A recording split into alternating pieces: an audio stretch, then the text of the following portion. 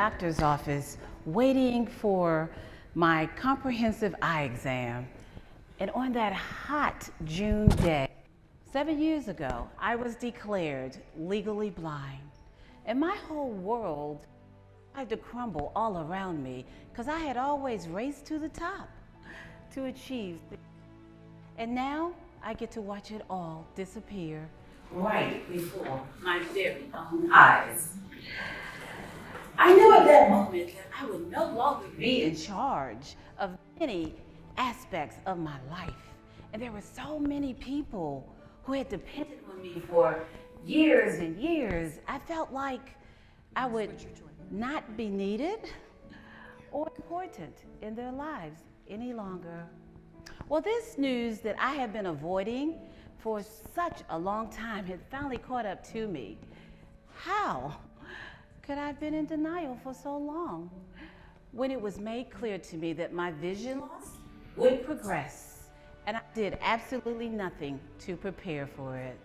Well, at my side during this awful diagnosis was my husband, Kynell, and he grabbed my hand to reassure me that he would always be there to support and protect me.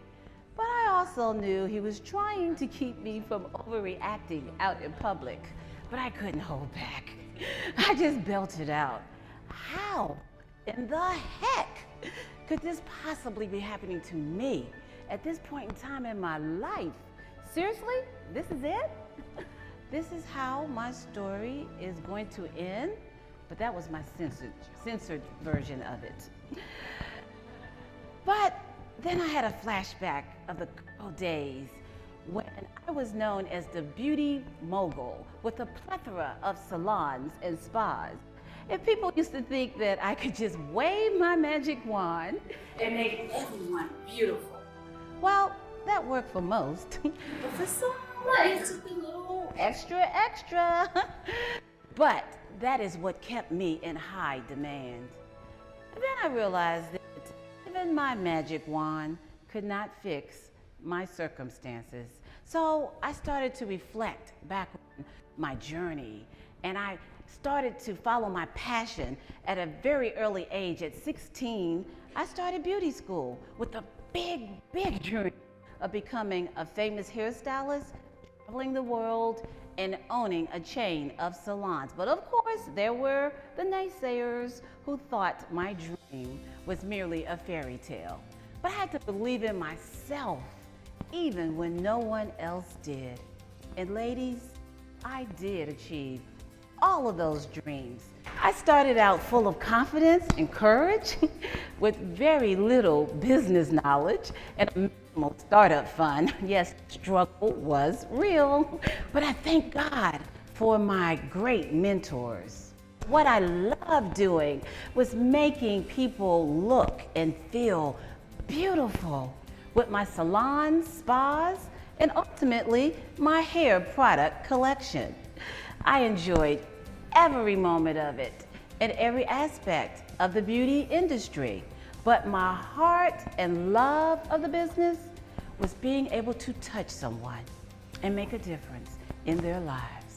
And along the way, I learned to listen, to find out what the people needed to become successful in their own lives and how to connect them to their dreams and move them forward. By the year 2000, I had reached my pinnacle of success by entering into a day spa corporation as a partner. And I was so elated to finally, I got a seat at the table, which allowed me to open the doors for other minorities to enter into the wellness arena. And we were breaking boundaries. Unthinkable happened. Something that definitely was not a part of my dream. I was diagnosed with a retinal disease, and they said that eventually it would rob me of my sight. And the doctors, the specialists, well, they didn't seem to have a date or time or schedule as to when this would happen. So I did all I knew how to do was to shift into denial and continue building my beauty empire. Well, that brings us back to that hot June day when I slipped into a deep, dark depression. And I was so afraid for the first time in my life. I was afraid of the unknown and the uncertainty of what was to become of my life. And then I focused on my many blessings because I knew God had been on my journey from the very beginning. And I just had to choose faith over fear to start my rehabilitation and process. And you want to know what I discovered? I discovered that my blindness does not define me. And I got to take back my life. Yes!